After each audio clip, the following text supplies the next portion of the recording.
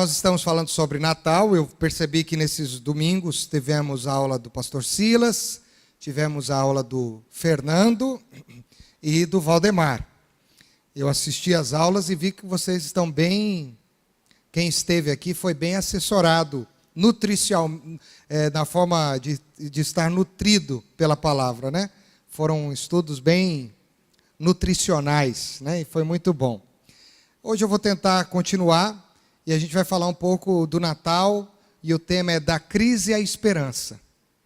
Como o Natal se encaixa de um momento de crise a um momento de esperança. Então, se você tiver uma caneta, você pode anotar no seu boletim, vai ter algumas informações históricas aqui bem interessantes que vão te ajudar a compreender melhor esse trânsito da crise à esperança. Para isso, nós vamos ler dois textos do profeta Isaías. O primeiro texto é o Isaías, capítulo 7, versículo 14. Isaías, capítulo 7, versículo 14.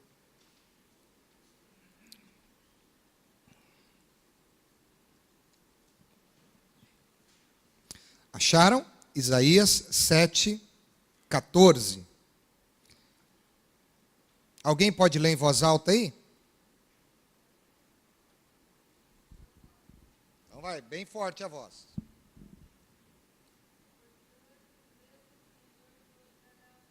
Mais alto, Cida.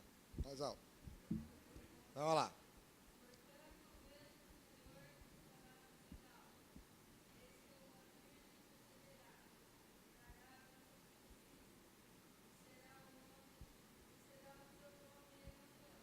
Muito bom.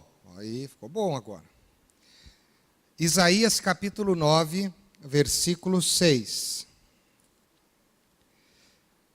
Vamos lá, um rapaz, um irmão.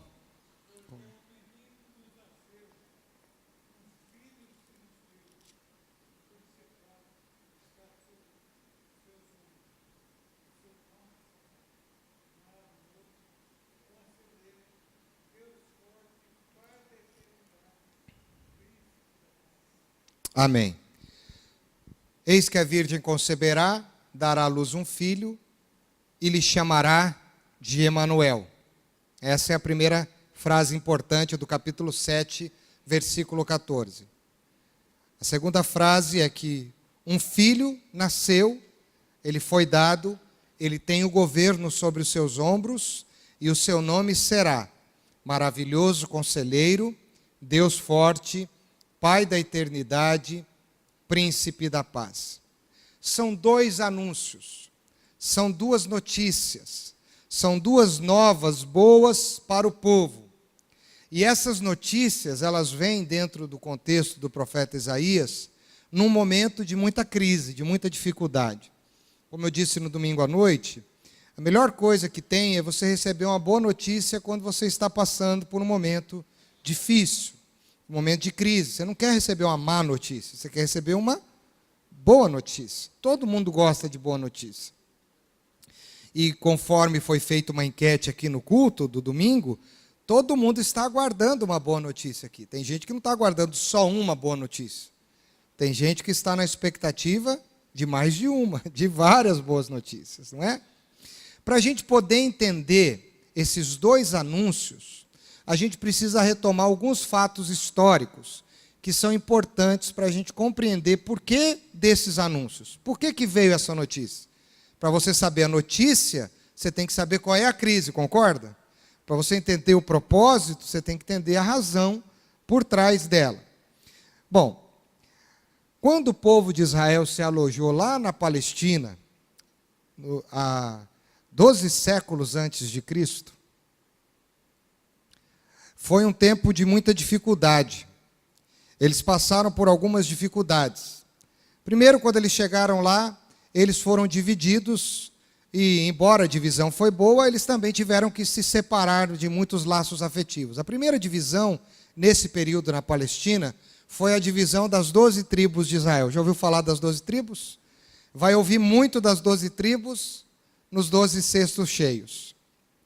E lá, os filhos de Jacó foram os patronos de cada tribo. Então, Então, 12 séculos antes de chegada de Cristo, o povo foi para a Palestina e ali houve uma divisão das 12 tribos. Os irmãos, filhos de Jacó, levaram ou deram um nome a cada tribo. Você conhece bem essa história. Isso foi algo importante, mas também não foi algo tão simples. Não foi tão fácil isso para a vida deles. Já houve uma dificuldade porque eles tiveram que se separar de uma certa forma. Depois, adiante, 9 séculos, ou seja, 3 séculos depois, 9 séculos antes de Cristo, Salomão já está governando. E aí ele decide fazer uma nova divisão. E a divisão que ele faz não é em 12 partes, mas é em 2 partes. Ele divide o reino agora entre o reino do norte e o reino do sul. Tudo bem? Está comigo? Então lá atrás teve as 12 tribos e agora Salomão passa mais um facão, vamos dizer assim, e divide entre o reino do norte e o reino do sul. O reino de Israel e o reino de Judá. Mas, por causa disso, o povo vai se enfraquecendo. Quanto mais divisão, o povo vai ficando mais fraco. Eles vão se dispersando, eles vão perdendo algumas coisas que eles tinham antes quando estavam unidos. E aí vem um império na época, que era um império dominador, mau, cruel, que vinha e usurpava as pátrias, as terras, as posses do povo, chamado Império Assírio. Você já deve ter ouvido falar do Império Assírio. A grande capital do Império Assírio se tornou a Babilônia. Lembram? E aí o Império Assírio vem com a sua crueldade, com a sua maldade e de uma forma terrível, cruel, vitima o reino do norte. O reino do norte é extinto, praticamente destruído, com a invasão do Império Assírio. Por causa dessa invasão, muitas pessoas morrem, muitas famílias são extintas e desfeitas. Uma das estratégias do Império Assírio para enfraquecer o povo era pegar, por exemplo, nós temos uma família de 5 pessoas na minha casa. Então eles vão dizer assim, nós invadimos aqui, nós vamos fazer assim, nós vamos mandar cada um para um canto. Vocês não vão ficar juntos, nós vamos separar os laços familiares. Nós vamos dispersar eles. Como o Império Assírio era muito grande, eles mandavam para suas províncias de dominação. Mandando esse povo separado, eles, de uma certa forma, eles acabavam com a identidade familiar de uma família, porque as pessoas eram diluídas. Quando elas eram diluídas, fora isso, lá onde elas estavam, elas recebiam um novo nome, elas recebiam uma nova cultura e elas eram obrigadas a seguir a religião do Império Assírio. Ou seja, eles não só queriam descaracterizar a família, como eles queriam descaracterizar as características importantes da vida espiritual do povo. Para você entender bem isso, é só ler o livro de Daniel. O livro de Daniel, nos primeiros capítulos, deixa isso muito claro, porque a parte que Daniel está é essa, que está sofrendo essa divisão. Ele é levado, lá ele tem o nome mudado com os amigos, lembrou da história ou não? Ficou mais claro assim? Eles têm que comer a comida deles, têm que parar de comer a comida que eles comiam, eles têm que seguir os princípios deles, se não seguir, morre, lembra? Se não fizer o que o Nabucodonosor, o que o rei manda, vocês vão morrer. Essa era uma estratégia do Império Assírio de descaracterizar e enfraquecer o povo e assim fortalecer a sua identidade. A loucura da cabeça dos líderes do Império Assírio era: nós queremos apenas um império no mundo, com uma identidade e com uma crença. Não existirá mais nenhuma nação, só a grande nação assíria. Deu para pensar nisso? Como que isso é importante? Então, quando eles destroem o reino do norte, eles espalham os povos e eles trabalham nessa descaracterização de identidade. Tudo bem? Está me entendendo? Está claro para você? E aí, as tribos sofrem, a tribo de Zebulon, a tribo de Naftali, e por causa disso, por causa dessas divisões, olha lá, ó, primeiro as 12 tribos, depois os 2 reinos, e agora um reino extinto, sobrando apenas o reino de Judá, o reino do sul, o que o povo passa? O povo passa por crise.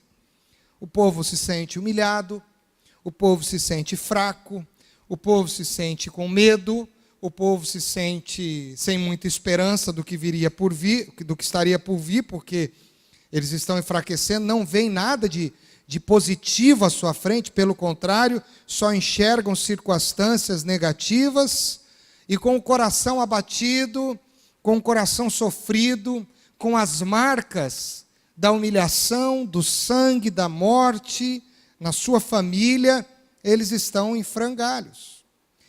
Provérbios tem um texto muito interessante que ele diz assim: a esperança que se adia adoece o coração. E era exatamente isso que o povo estava sentindo. Tem um outro salmo, que eu não vou me lembrar agora, mas deixa isso muito também claro, quando o povo escreve o salmo bem nesse contexto, quando eles escrevem assim, ó: às margens do rio da Babilônia, penduramos os nossos instrumentos, as nossas harpas. Nós não tínhamos mais motivo para chorar. Nós penduramos ali e dissemos: a nossa esperança se acabou. Salmo triste, né? Mas é o reflexo do sentimento deles. Nesse mesmo salmo, eles vão dizer que melhor seria do que todas aquelas humilhações pegar a cabeça dos seus filhos recém-nascidos, dos seus bebês, e esmagarem numa pedra. Pelo menos as crianças morreriam com seus pais. Olha que tragédia, queridos. Estou querendo mostrar para você a crise. A crise era grande. Eu fico imaginando uma crise parecida com o que os sírios da nossa época estão vivendo. Com que os imigrantes que estão passando por crises tão grandes, por causa dessas guerras terríveis. Essa semana eu vi que eles saíram esses dias atrás atirando aleatoriamente nas pessoas que estavam andando na rua.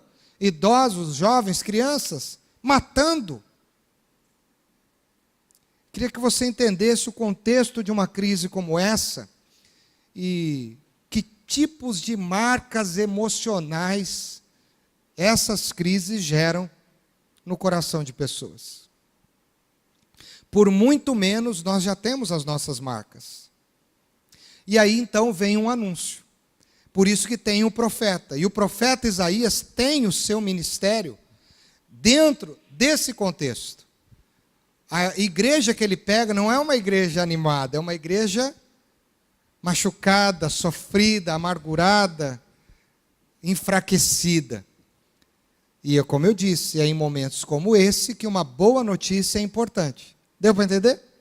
E aí vem a boa notícia. Se você olhar comigo o início do capítulo 9, olha aí na sua Bíblia o início do capítulo 9. Você vai perceber no capítulo 1, no versículo 1, olha que interessante. Olha que interessante, ele diz assim, ó: contudo, não haverá mais escuridão para os que estavam aflitos. No passado ele humilhou a terra de Zebulon e de Naftali, mas no futuro honrará a Galileia dos gentios, o caminho do mar junto ao Jordão. Então, olha, já começa, o capítulo 9 já começa trazendo uma notícia boa. A escuridão vai passar, gente. A aflição vai acabar. Escuridão, no contexto judeu, no contexto hebraico, na cultura hebraica, não é escuridão com falta de luz. Escuridão para o judeu, essa palavra para ele é desorientação. Quem anda em escuridão anda em desorientação. Não é ausência de luz, é ausência de direção. E por muitos anos, os judeus viveram nesse processo de desorientação. Deu para entender? Faz sentido para você? Outra palavra importante aqui, que deveria ser melhor traduzida, é não haverá mais escuridão para os aflitos. Essa palavra aflição.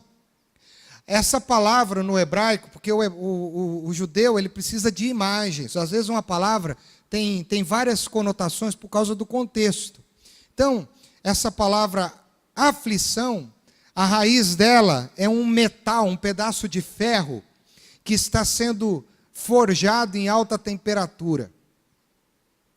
A aflição é pegar um metal que vai sendo moldado em alta temperatura. Não sei se você já viu na televisão, às vezes passa, quando eles estão fazendo uma faca, uma espada. Então, o que eles fazem? Eles colocam o metal no fogo, esquenta, esquenta, esquenta, esquenta, fica vermelho, aí o ferro fica mais mole, não é isso?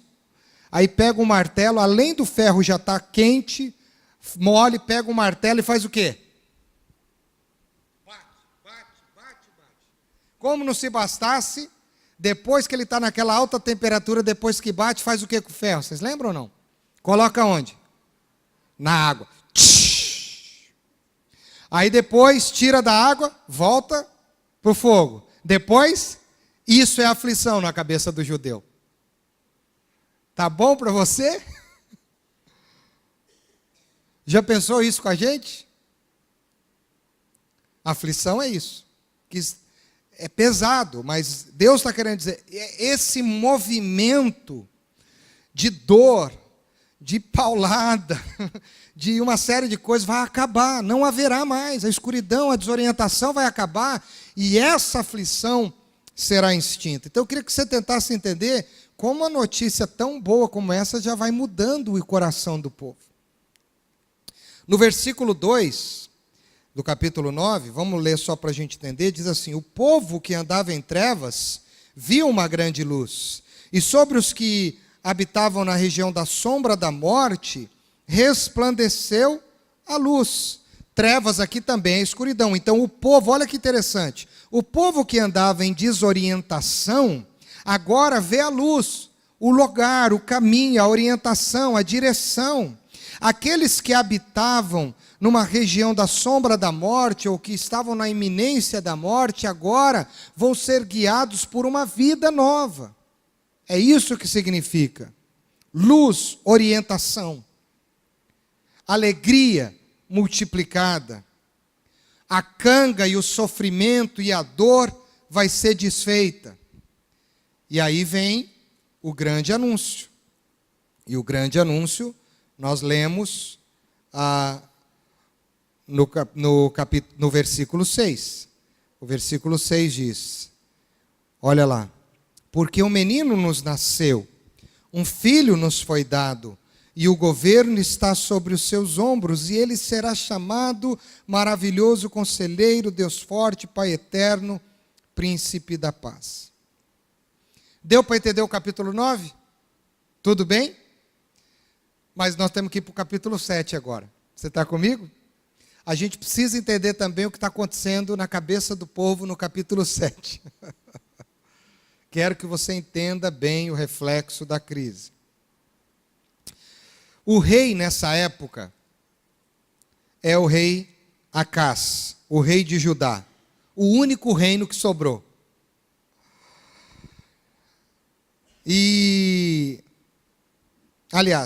Isso. Depois, nesse período, tem um outro rei que é o rei da Síria, esse império ruim, que é o Rezim. E o Rezim, então, olha, só o reininho de Judá, e ele percebe que o reininho de Judá está fraco. O povo está facinho agora para ser de uma vez extinto.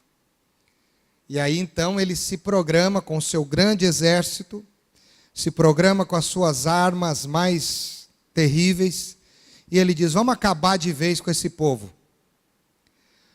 Acás está com medo, porque o povo não tem ânimo para lutar mais. O povo não tem ânimo para nada, o povo está moído, como a gente leu. E aí Rezim vê isso como um grande prato feito. A presa está fácil para ser predada pelo seu predador. E aí, a Síria, como não se bastasse, pega um reino que se prostitui, vamos dizer assim, chamado Efraim, e faz uma aliança. A coisa está terrível para Judá. E aí eles querem destruir o povo. Olha como está o rei e o povo. Capítulo 7, versículo 2. Achou aí? Olha só. Informaram ao rei. Aliás, vamos ler desde o versículo 1 para você entender melhor. 7:1. Quando Acás, filho de Jotão e neto de Uzias, era rei de Judá, o rei Rezim da Síria e Peca, filho de Remalias, rei de Israel, atacaram Jerusalém, mas não puderam vencê-la. Informaram ao rei, a Síria montou acampamento em Efraim. Com isso, olha só, o coração de Acás e do seu povo agitou-se como árvores da floresta se agitam com o vento. o coração deles ficou tão atribulado, tão tomado de medo, que a reação deles foi tremer como árvores ao vento. Traduzindo para a linguagem de hoje, tremiam mais que vara verde. Não sei se você já viu alguém tomado por um pânico. Eu já, algumas vezes. E é terrível você olhar com uma pessoa que está tendo um acesso de pânico, quando ela está tremendo demais e ela não consegue parar de tremer. É uma coisa incontrolável. Ela não consegue. É algo que a domina. É mais ou menos assim que o povo está se sentindo, tá? O rei está assim, agitado, com medo, angustiado. E aí o texto vai falando, né? Muitas coisas. Mas, olha o que diz o versículo 14, que a gente leu. Por isso o Senhor mesmo lhes dará um sinal. Por isso o quê? Por causa de tudo isso que eles estão vivendo.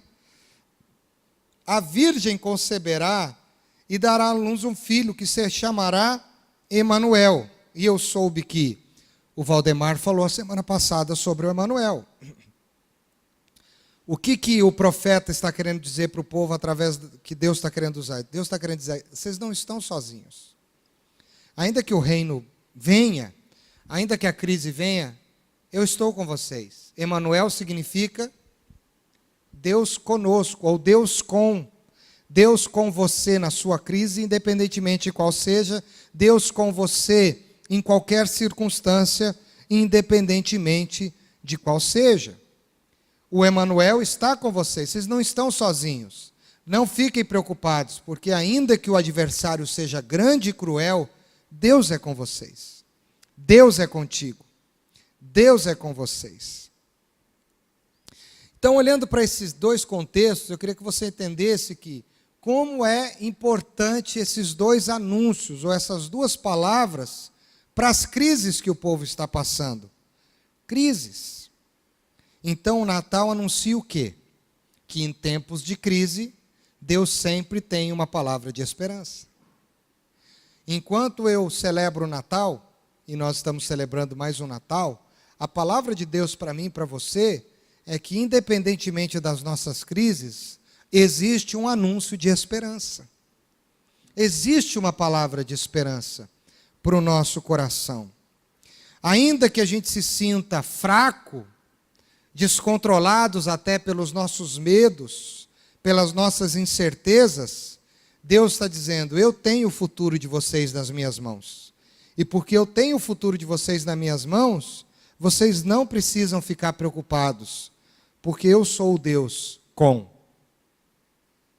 o Ricardo, com o Júnior, com o Eli, com todos nós.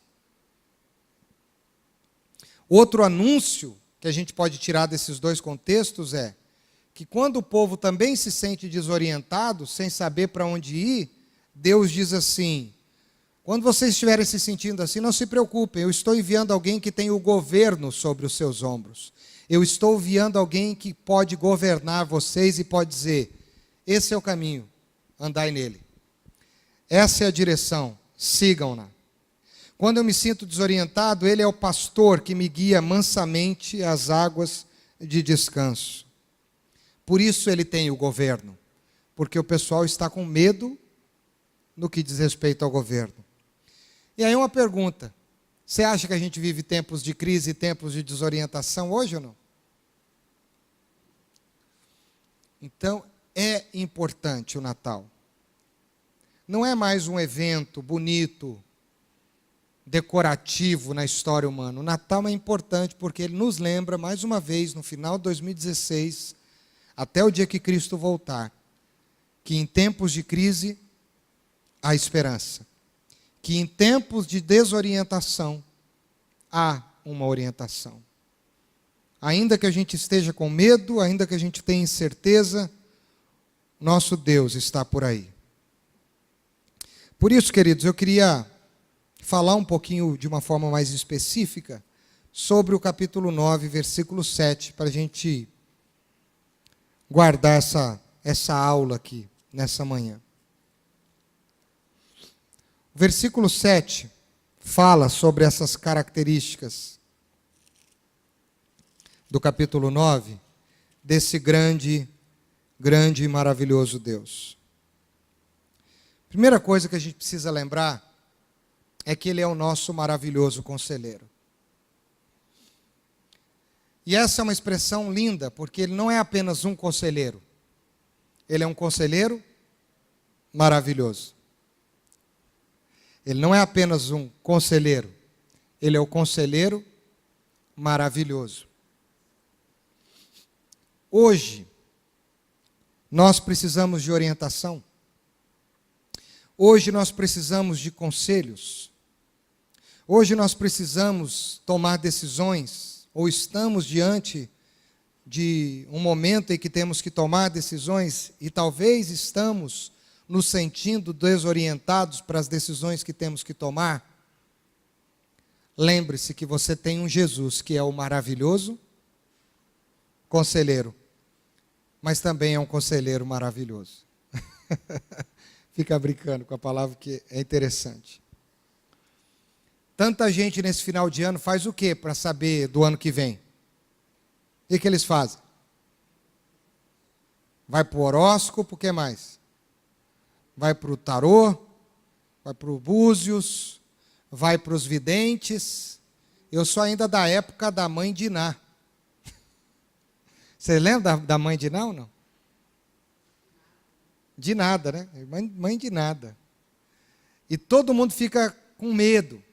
Mas o crente, ele não vai atrás dessas coisas, mas ele vai atrás de alguém que tem, às vezes, uma revelação. E ele quer antecipar o futuro, né? E aí ele vai atrás de alguém que tem esse dom. Tem muito crente que vai atrás disso, que é escravo disso, inclusive, que fica atrás de palavra para saber como vai ser o seu futuro.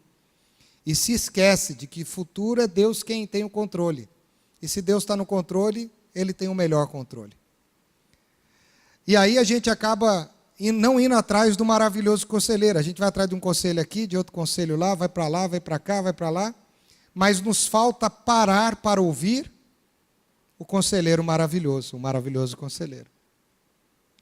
Então, uma das coisas que eu aprendi com esse estudo é que, se eu preciso de orientação, eu já tenho um conselheiro maravilhoso. Então, se você precisa hoje de uma orientação, tomar uma decisão, peça orientação para quem sabe, para quem entende e para quem conhece Jesus. É isso que essa expressão significa. Recorra ao maravilhoso conselheiro. Ele tem as melhores palavras para você. O profeta vai dizer: eu é que sei os pensamentos que tem a seu respeito, diz o Senhor. Pensamentos de paz e não de mal. Pensamentos para vos dar uma esperança. Tudo bem? Deu para entender bem essa expressão? Mas tem outra expressão. Qual é a próxima expressão depois do maravilhoso conselheiro? Deus? Me ajuda aí, gente. Vamos ler mais forte? Deus. Vamos dizer juntos? Deus. Não é só Deus. E Deus não é só, mas é um Deus que tem todo o poder. Essa é a expressão. Existe o Deus que tem nas suas mãos o poder absoluto. Não há poder que seja digno de disputar com ele. Não existe nenhuma força, ainda que contrária, proporcionalmente digna de lutar com ele. Não existe adversário para Deus, essa é a palavra. Numa briga, numa guerra ou numa luta, sempre tem um adversário mais forte e o mais fraco. Porque existem padrões. Vamos pensar num lutador. Ele tem um lutador que é um homem mais forte e que é um homem que é mais fraco. Tem um lutador que é mais preparado e outro que é mais preparado. Por isso eles podem brigar, porque existem forças, ainda que nos polos diferentes, que podem lutar. Você está me entendendo? Não quero viajar, mas eu queria que você entendesse. Com Deus não existe isso. Não existe um fraco para lutar com Ele. Porque ele é único, não existe um outro que possa, de uma certa forma, ainda que mais fraco, ou num polo diferente, entrar em batalha com ele. Porque todos os que existem foram criados por ele, inclusive o diabo, que não é inimigo de Deus, é servo de Deus. O diabo é escravo. O diabo não é senhor. Então eu não tenho que ter medo do diabo, tenho que ter medo de Deus. Por isso que a Bíblia diz que o temor do Senhor é o princípio da sabedoria. Porque não existe um Deus que possa entrar em briga com o nosso Deus. Deu para entender ou não? Não há. Por isso ele é o Deus forte. Ele é o único Deus. E é por isso que ele é tão especial. E quando essa expressão aparece no contexto do profeta Isaías, o que Deus está querendo dizer para o seu povo é: fiquem tranquilos. Fiquem tranquilos, porque aquele que vier, ou aquele que está por vir, ele tem a força sobre todas as coisas. Então, se vocês estão se sentindo fracos, essa é a expressão de Isaías. Se vocês estão se sentindo desanimados, vão ao Deus forte, porque o Deus forte vai fortalecer vocês. Em tempos de crise, nós precisamos de um maravilhoso conselheiro, mas em tempos de crise nós precisamos de um Deus forte. Um Deus que nos fortalece. Paulo entendeu bem essa expressão. Quando ele estava na sua última prisão e escreveu a carta aos Filipenses, ele disse: eu estou passando, olha, por um momento difícil. Estou com as marcas no meu corpo, estou na iminência da morte, estou sozinho, estou debilitado, sei que já passei por muitas experiências, eu tive momentos de riqueza, eu tive momentos de pobreza, tive momentos de conquistas, tive momentos de derrotas, mas uma coisa eu aprendi. Eu aprendi a estar contente em toda e qualquer circunstância. E aí, emblematicamente, ele termina essa fala dele com Filipenses 4,13. É o Deus forte de Paulo. Ele disse assim: sabe por que eu aprendi tudo isso? Sabe por que eu passei por tudo isso? Filipenses 4,13. Porque eu posso todas as coisas naquele que me fortalece. É o Deus forte. Então, para esse Natal, é uma outra expressão boa para quem está em crise. Tempos de crise, esperança. Nós temos um Deus que é forte. Tudo bem? Podemos caminhar? Qual é a próxima expressão? Pai? Pai da eternidade, é o Pai eterno. Pai eternal. Primeiro, eu não tenho só um Deus. Eu tenho um Deus que é meu Pai. E esses dias, quando eu falei num culto da terceira idade, sobre aquela mulher que vai até Jesus e Jesus a chama, a expressão linda que Jesus inaugura no relacionamento humano, ele diz assim para ela: filha. Uma mulher que estava se sentindo abandonada, cerceada pela sociedade, a família não gostava mais dela, quem sabe seus pais a abandonaram. Aí vem um Deus que olha para ela e diz assim: filha. E eu ainda acho, na minha cabeça, que essa expressão é tão linda e tão forte. Volto a repetir isso porque alguns não estavam aqui, que uma das coisas que acalma um filho, muitas vezes, quando ele está com medo, quando ele está com dor, não é um remédio, não é um brinquedo, mas é o colo do pai ou da mãe.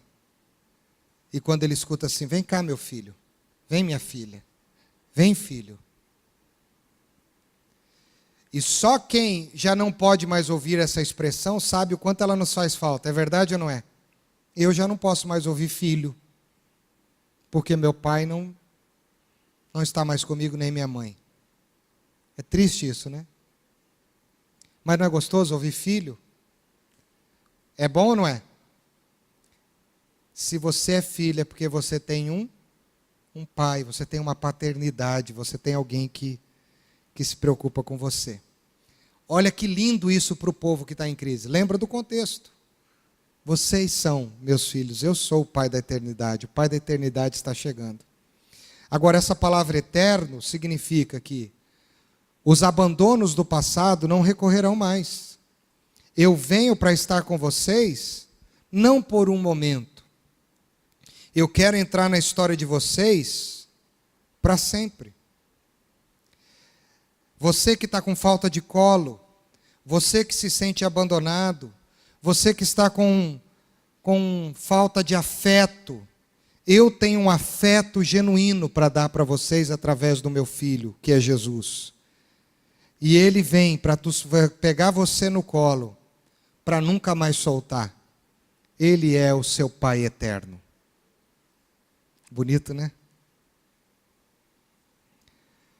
Por isso, nos momentos de crise que eu passo, e eu passo muitas vezes o que me consola é que eu tenho um Deus que é Pai. É um Pai que está comigo sempre. Pai da eternidade. Por último, qual é a última expressão aí? Príncipe. Lindo isso. Ele é um príncipe. Ele tem uma linhagem. Ele não tem só a força. Ele não tem só o afeto.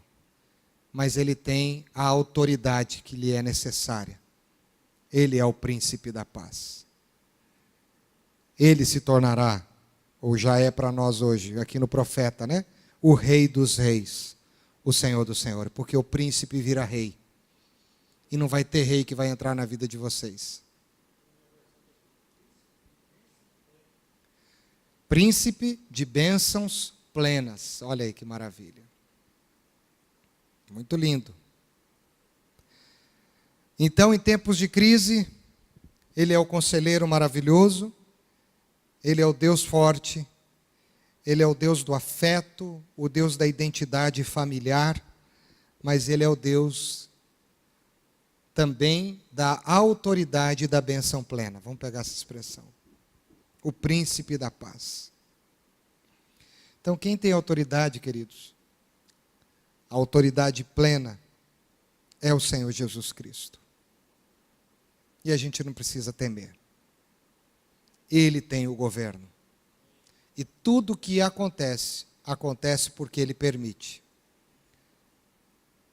Tudo, todos os eventos, têm a permissão dEle. E no final, a expressão é clara, que esse que tem a autoridade nos trará a paz, a bênção plena.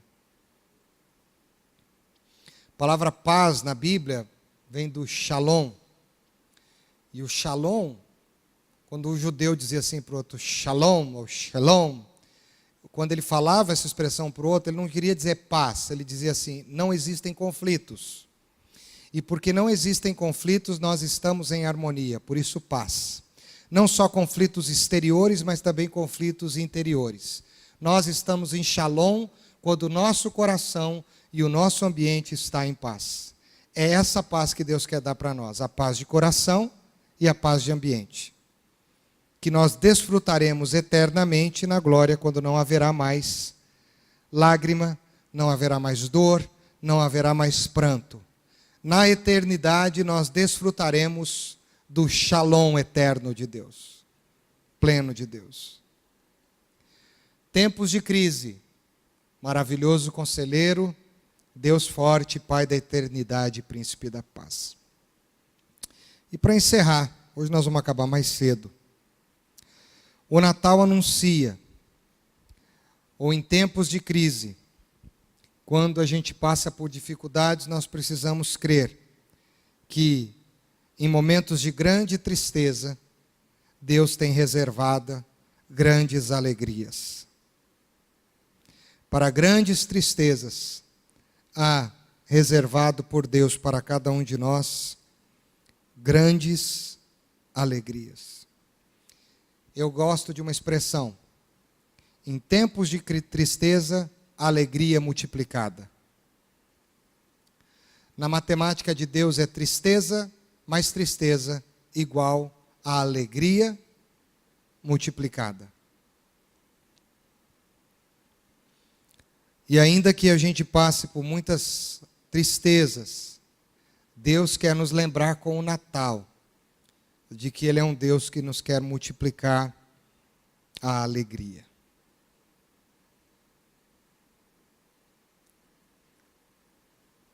Vamos lá para o Evangelho de Lucas, capítulo 2.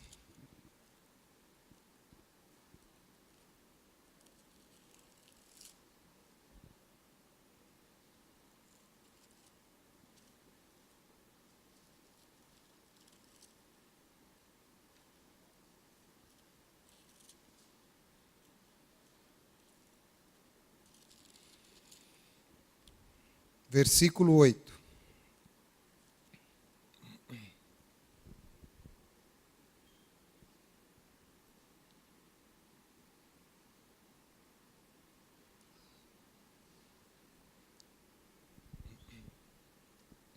Lucas 2:8. Havia pastores que estavam nos campos próximos e durante a noite tomavam conta dos seus rebanhos. E aconteceu que o anjo do Senhor apareceu-lhes e a glória do Senhor resplandeceu ao redor deles e ficaram aterrorizados. Mas o anjo lhes disse: não tenham medo.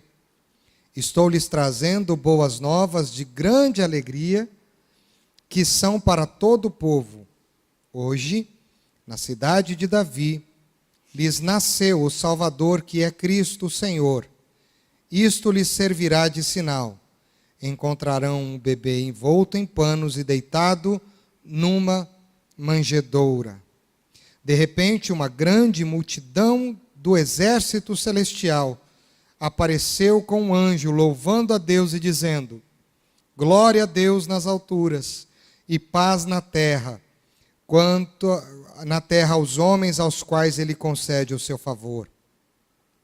Quando os anjos os deixaram e foram para os céus, os pastores disseram uns aos outros: vamos a Belém e vejamos isso que aconteceu e que o Senhor nos deu a conhecer. Então correram para lá e encontraram Maria e José e o bebê deitado na manjedoura. Depois de o verem, contaram a todos o que lhes fora dito a respeito daquele menino. E todos os que ouviram o que os pastores diziam ficaram admirados. Maria, porém, guardava todas estas coisas sobre elas e refletia em seu coração. Os pastores voltaram, dando glória e louvando a Deus por tudo o que tinham visto e ouvido, como lhes fora dito. Tristeza revelada em alegria. Não tenham medo. Estou trazendo notícias de grande alegria. A minha palavra para nós nesse Natal, pensando nessa proposta de em tempos de crise ou da crise, a esperança é que Deus quer dizer para mim e para você, querido, receba essa palavra no seu coração. Não tenha medo. Eu tenho notícias de grande alegria para você. O Natal nos lembra isso, de que Deus tem notícias de grande alegria. Grande alegria. O Natal me lembra que apesar de um ano difícil, de lutas, de dificuldades, de crises, o Senhor tem uma alegria para multiplicar na nossa vida. Lembre-se do movimento dos pastores. Estavam no campo, ficaram com medo, o anjo disse para eles não terem medo, eles foram tomados por aquela palavra lhes trouxe alegria, eles vão até o lugar que o menino estava, eles veem o menino e ó como eles voltam. Versículo 20. Os pastores voltaram glorificando e louvando a Deus. O medo foi transformado em louvor e glorificação. Um outro movimento que você tem que lembrar é o do Salmo. Do Salmo 126, que é muito parecido com isso. O movimento do Salmo 126 é parecido com o movimento dos pastores ao irem até o menino. O movimento do Salmo 126 é que, quando Deus restaura, e eu acredito que o Salmo 126 foi escrito depois desse evento de Isaías, quando eles já estão reunidos, quando eles já estão glorificando a Deus. Olha que interessante como faz sentido. Quando o Senhor trouxe do cativeiro os que voltaram, os cativos de volta a Sião, foi como um sonho. Então a nossa boca se encheu de riso e a nossa língua de cantos de alegria. Até nas outras nações se dizia: o Senhor fez coisas grandiosas por este povo. Sim, coisas grandiosas ou grandes coisas fez o Senhor por nós, por isso estamos alegres. O Senhor nos restaurou. Aqueles que semeiam com lágrimas voltarão com cânticos de alegria. Aquele que sai chorando enquanto lança a semente voltará com cânticos de alegria, trazendo a sua colheita. Esse é o movimento. O Salmo 126 é escrito depois que o povo volta. E quando o povo volta, eles dizem: a gente começou essa história toda, como eu comecei essa aula, com aquelas crises todas. A gente chorou, a gente gemeu, a gente sofreu, mas veio um Deus com. E esse Deus com era um Deus que nos aconselhou. É um Deus que nos fortaleceu. É um Deus que nos acolheu como Pai. É um Deus que nos mostrou a sua autoridade e trouxe paz ao nosso coração. É um Deus que nos multiplicou a alegria. Por isso, essa semeadura que começou com lágrimas, agora ela termina com alegria. Essa semeadura que começou com escassez, agora ela termina com fartura. E isso é uma coisa tão clara no Salmo 126, que até os que estavam em volta olhavam para eles. Você quer que eu diga bem como eu vejo esse texto? Eu vejo esse texto como eu vejo muita gente hoje. Quando vem alguém passando por uma dificuldade, apanhando, sofrendo, isso aí está lascado, hein? Você já viu isso ou não? Já viu esse filme ou não? Acontece em Londrina? Ah, isso aí não tem mais jeito não, isso aí, ó. E aí eu fico imaginando esse tipo de zoiudo, desculpa a expressão, olhando a vitória do Filho de Deus lá na frente. E aí ele tem que reconhecer, e dizer: eu achava que não ia dar nada não, mas esse cara ou essa mulher tem uma fé num Deus que está fazendo coisas que eu não consigo acreditar, coisas impossíveis. Eu estou orando isso para uma zoiuda, para uma médica zoiuda, para o dedo do Arthur, para ela olhar e dizer: olha, o dedo dele voltou ao normal. Então, queridos, é assim que nós precisamos crer. E não é fácil, é muito difícil. Se fosse fácil, a gente não estaria aqui todo domingo tendo que ouvir a palavra. Por isso que o Natal significa esse movimento da crise à esperança. E eu queria terminar essa aula, a última aula da Escola Bíblica de 2016, dando a oportunidade para a gente fazer um bate-papo. Senta perto de alguém aí. E eu queria que a gente compartilhasse um pouquinho do que essa palavra nos falou. E se você tiver um motivo de oração, que você terminasse orando em pequenos grupos aí com pessoas por um motivo de oração. Senta perto de alguém. Vamos fazer isso? Vamos nos movimentar aí? A gente vai investir esses últimos minutos com esse tempo de oração. Aonde a alegria precisa ser multiplicada? Vamos lá, coloca isso diante de Deus. Faz isso. É para conversar.